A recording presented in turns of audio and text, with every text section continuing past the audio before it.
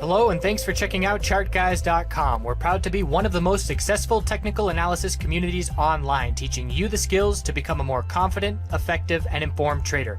Join our community of hundreds of analysts worldwide working together to learn the charts, generate profit, and achieve financial independence. For access to daily live chart analysis and market coverage, a thriving chat community, along with dozens of hours of exclusive educational materials.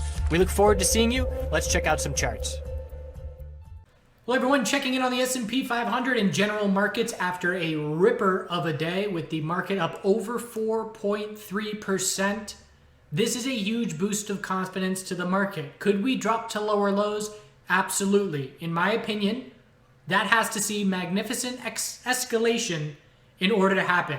These headlines of 5 new viruses, 10 new viruses, 3 people die, it's not going to do it. The market has priced that in at this point. You're going to have to start seeing thousands, in my opinion, tens of thousands infected in the US if we're going to drop down and break to lower lows. Another factor would be if the Fed does not lower rates, because right now the market is pricing in the fact that the Fed is going to help things out.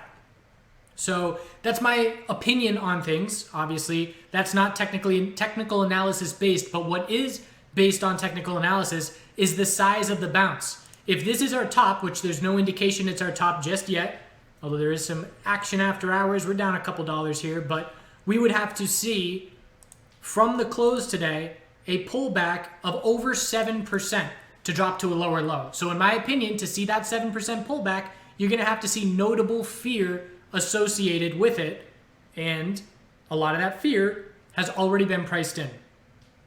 So either way, it's a big boost of confidence, as the daily bear flag possibility is out the window for now, again, because of the size of the bounce. So I personally entered long SPXL on Friday pre-market. And for those looking for proof that may be newer, the proof is 1,000 current Chart Guys members not calling BS, because I posted it live as I was doing it and talked about it live. But I only got 1 out of 4 positions. It was just to the point where, okay, this gap down, that's significant enough where I am comfortable long-term starting to scale in. And my first entry was around 293, and I would have entered again at another one, maybe 283, 273, 263. I was just looking to scale in, thinking long-term. So at this point, only 1 out of 4 positions. It's not significant. It's nice to be making profit. But at this point, I have to determine, am I going to exit and anticipate a daily equilibrium is the most likely scenario? Or am I going to hold that position long term and then just trade around it with day trade positions? And I haven't made up my mind yet on what I'm going to do, but there's certainly been plenty of times where I've nailed bottoms in the past, most specifically 2018. My first entry was the last red day of the dump, and I sold it way too soon. So going to try and prevent from selling it way too soon, because again, I'm not going to rule out the possibility that we're talking about all-time highs in 2 months from now.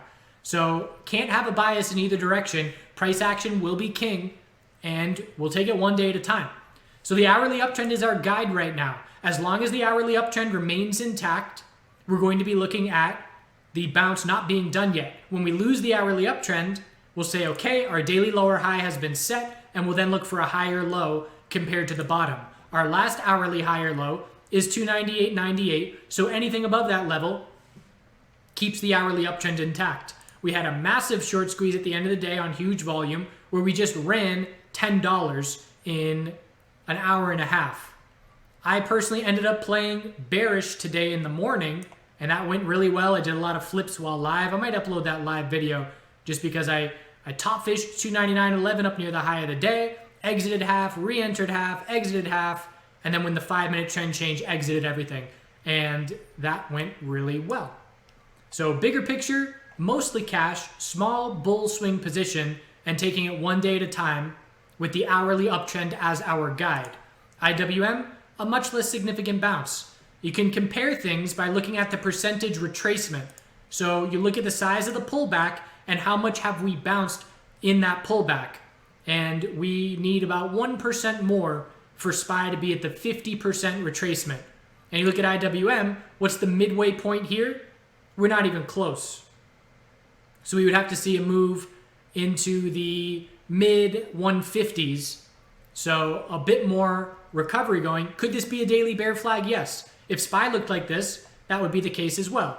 Again, what is the percentage move required to drop to a lower low? For SPY, it's over 7%, and for IWM, it's under 5%. So the bulls currently have less space to work with for a daily higher low to form once we do top out. Hourly higher low, 147.50 is the most important short-term support. QQQ, massive bounce. Hourly higher low is the most important support level. That's at 209.12. And if we see a gap up open tomorrow or strength first thing, that's when I start getting cautious as a bull and I start keeping an eye out for bearish entry scenarios.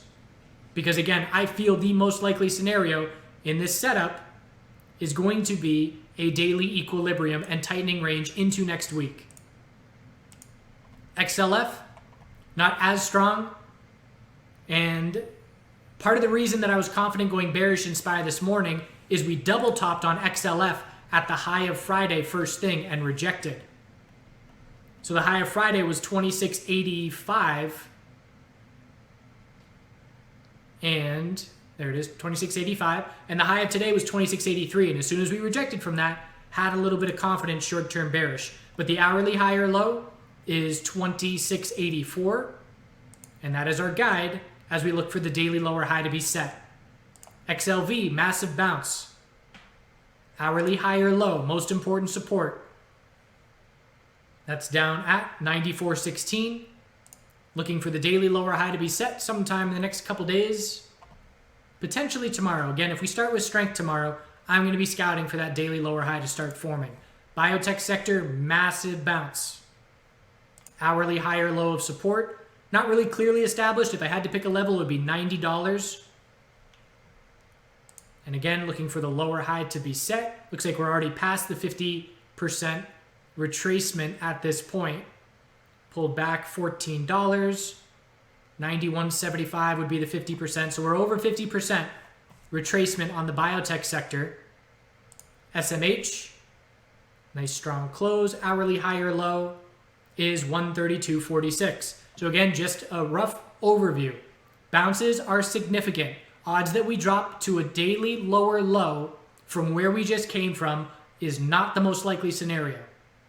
We would have to see significant new fear headlines or the Fed not making any move to lower rates. Other than that, the hourly uptrend is our guide. As long as we are in an hourly uptrend, the daily bounces continued to be underway. When we lose the hourly uptrend, our daily lower high has been set, and we look for a daily higher low to then form. The VIX has pulled back very significantly from its top. We are in an hourly downtrend. The last hourly lower high is $38. 31.50 is a level to be watching into tomorrow, and there's tons of space for a daily higher low to form. Gold, daily inside bar. 4-hour time frame, low, high, have to form a higher low compared to 1563 and have to break 1611 to change the 4-hour trend back in favor of the bulls. If we cannot do that, the bears keep their control. And silver's the same thing.